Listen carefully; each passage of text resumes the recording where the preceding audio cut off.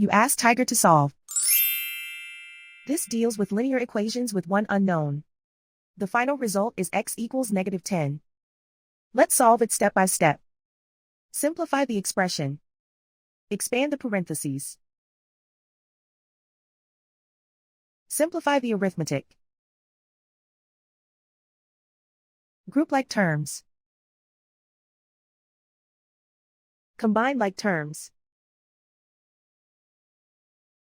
Group all constants on the right side of the equation.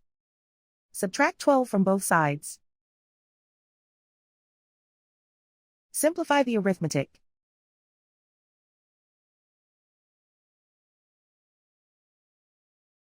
Isolate the x. Divide both sides by 5. Simplify the fraction. Find the greatest common factor of the numerator and denominator. Factor out and cancel the greatest common factor. And so the final result is x equals -10.